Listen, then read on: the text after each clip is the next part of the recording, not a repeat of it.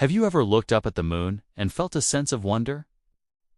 For millennia, we've gazed at its silvery surface, writing poems, singing songs, and dreaming of one day walking on its soil. We thought we knew it, a silent, solid, dusty companion on our journey through space. Well, we were wrong. Terribly, beautifully wrong. It all started in 2025, a new network of ultra-sensitive seismic sensors, placed across the lunar surface by the Artemis missions, was finally activated. The goal was simple: to map the moon's interior with unprecedented detail, to finally understand its core and its ancient history.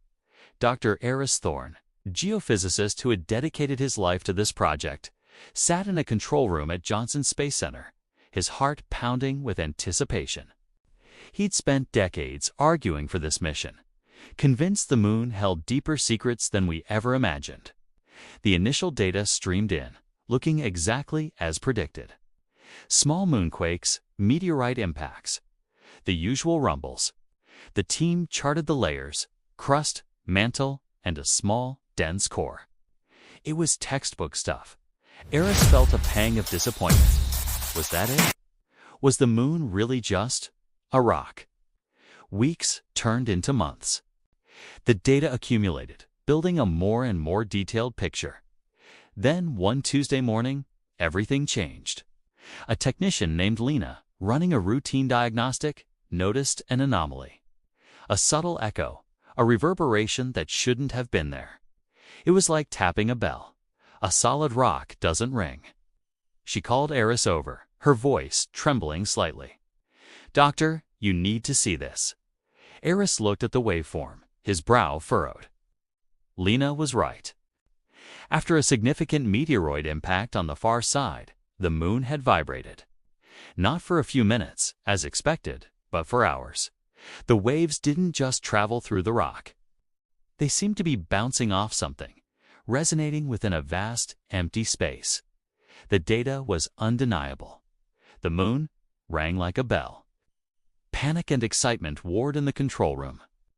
The implications were staggering. Could the moon be hollow?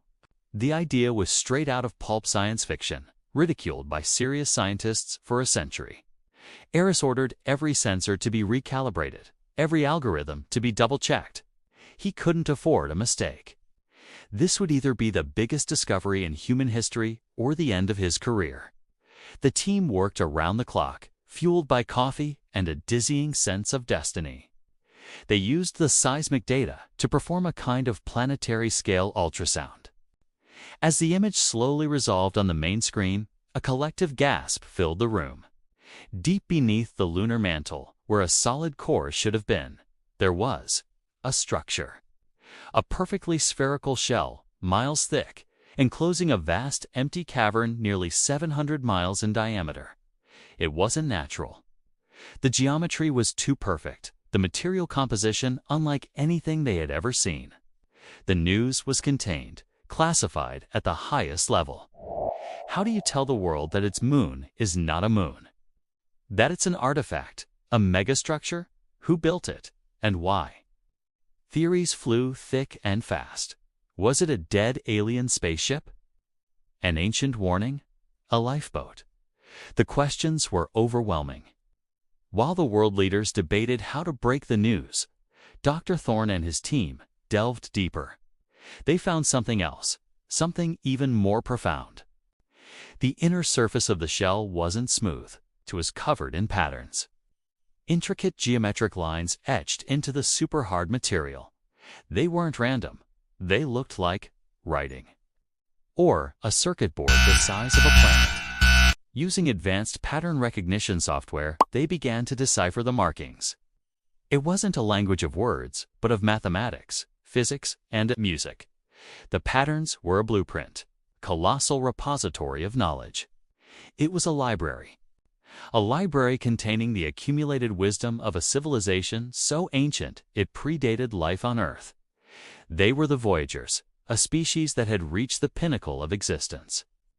They had explored the universe, understood its fundamental laws, and witnessed the birth and death of galaxies. But they had also seen a recurring pattern. life, in its youthful exuberance, often destroyed itself before it could reach its true potential. War, environmental collapse, self-inflicted catastrophes. The same sad stories repeated across countless worlds. So they built the arcs, dozens of them, disguised as natural moons, and placed them in orbit around promising young worlds. Worlds like ours. The arcs were not just libraries.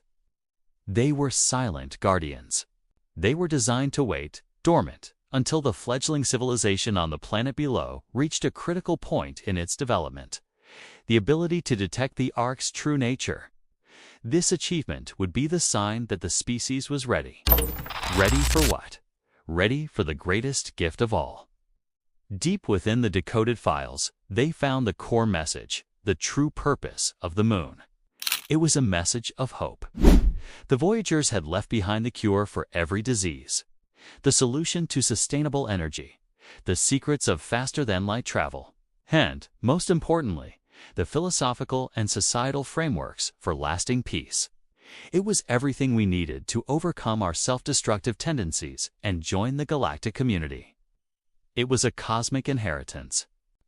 The discovery was an act of unfathomable compassion, a gift from a long-gone people who loved life so much they spent their final epoch ensuring others would have a chance to flourish. They hadn't interfered directly, respecting the natural development of life. Instead, they left a helping hand, a guide for when we were ready to reach for it. The day the news was finally released to the public, the world didn't descend into panic. Instead, there was a profound, global silence. People walked out of their homes, their offices, their schools, and just looked up at the moon. That familiar silver disk was no longer just a rock. It was a promise. A testament to the idea that even in the vast cold darkness of space, we are not alone. It was a gift of love, waiting patiently for millennia. The discovery of the hollow moon didn't just change our understanding of the universe, it changed us. The petty conflicts and divisions that had defined our history suddenly seemed so small. We were the inheritors of an ancient legacy, the children of a benevolent, unseen ancestor. We had a shared purpose now, to be worthy of this incredible gift. The next time you look up at the moon, remember this story. It's not just a light in the night sky. It's a monument to hope. It's a reminder that the greatest acts of generosity can cross the gulfs of time and space, and that the ultimate purpose of intelligence might just be compassion. The moon is not what we thought it was. It's a symbol of what we, as a species, could become. Thanks for watching. If this story moved you, consider subscribing for more tales that challenge our perspective. Stay curious.